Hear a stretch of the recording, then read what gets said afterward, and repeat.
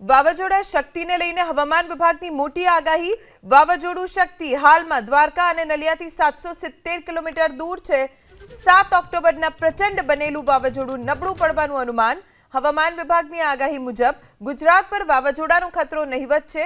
8 ઓક્ટોબરના 6 જિલ્લામાં ભારે વરસાદનું અનુમાન છે। માછીમારોને 5 દિવસ દરિયો ન ખેડવા માટે સૂચના આપવામાં આવી છે। लाइट टू मॉडरेट रेन का पूर्वानुमान है और डे 6 और डे 7 के लिए नॉर्थ गुजरात और सौराष्ट्र रीजन के लिए लाइट टू मॉडरेट रेन का पूर्वानुमान है। और फिशरमैन वार्निंग की बात करेंगे तो आज के लिए फिशरमैन की वार्निंग है, जिसमें विंड की स्पीड 45 से 55 और साथ में जो गस्टी विंड होगी वो 65 किलोमीटर के आसपास रहने का पूर्वानुमान है एंटायर गुजरात कोस्ट के लिए। और नॉर्थ गुजरात कोस्ट के लिए जो सिग्नल है वो LCS 3 है और इस वाली वेदर के साथ। और जो साउथ गुजरात कोस्ट है उसके लिए सिग्नल है DW2। और जो सीवियर साइक्लोनिक स्टॉर्म है ये अभी भी सेम पोजीशन पे बना हुआ है। जो इसकी पोजीशन है वो नॉर्थ ईस्ट अरेबियन सी एडजॉइनिंग वेस्ट सेंट्रल अरेबियन सी। और ये जो पिछले 6 घंटे में 18 किलोमीटर पर आवर की स्पीड से मूव कर रहा है और जो इसकी डायरेक्शन है वो वेस्ट साउथ वेस्टवर्ड डायरेक्शन है। और ये कल 6 अक्टूबर मॉर्निंग तक इसकी जो डायरेक्शन होगी वो वेस्ट साउथ वेस्टवर्ड डायरेक्शन रहेगी। इसके बाद ये धीरे धीरे वीक हो जाएगा और फिर उसके बाद उस रिकर्व होके इसकी जो डायरेक्शन होगी वो ईस्टवर्ड डायरेक्शन होगी और फिर ये फर्दर वीक हो जाएगा। सर, इसमें इम्पैक्ट कुछ रहेगी? इसके इम्पैक्ट को देखते हुए आज के लिए फिशरमैन की वार्निंग है, जो एंटायर गुजरात कोस्ट के लिए। जो विंड की स्पीड है वो 45 से 55 और साथ में जो गस्टी विंड है वो 65।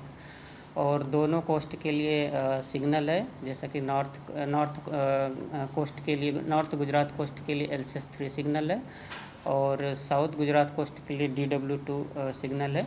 और रेनफॉल की बात करेंगे तो लाइट टू मॉडरेट रेन का पूर्वानुमान है। सर, क्या ये माना जाए कि ये जब पास होगा तब सबसे ज़्यादा सौराष्ट्र कच्छ के इलाके में बारिश वगैरह में हो सकता है? नहीं, ये इसका जो पूर्वानुमान है, जो अभी इसकी स्थिति बनी हुई है वो नॉर्थ ईस्ट अरेबियन सी एडजॉइनिंग वेस्ट सेंट्रल अरेबियन सी में है, जो कि 220 किलोमीटर ओमान से ये दूर है।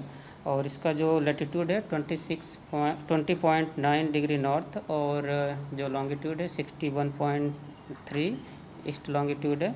और इसका जो मूवमेंट है वो वेस्ट साउथ वेस्टवर्ड डायरेक्शन में है।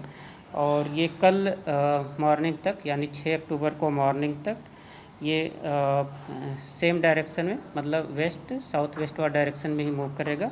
इसके बाद ये फर्दर वीक होके रिकर होके वो ईस्टवर्ड डायरेक्शन में मूव करेगा, फिर उसके बाद ये वीक हो जाएगा।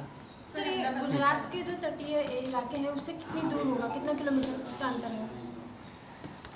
टोटल जो इसका डिस्टेंस देखा जाए तो गुजरात कोस्ट और ये ओमान कोस्ट को ध्यान में रखा जाए तो ओमान कोस्ट से ये 220 किलोमीटर की डिस्टेंस पे है। अहमदाबाद में क्या रहेगा?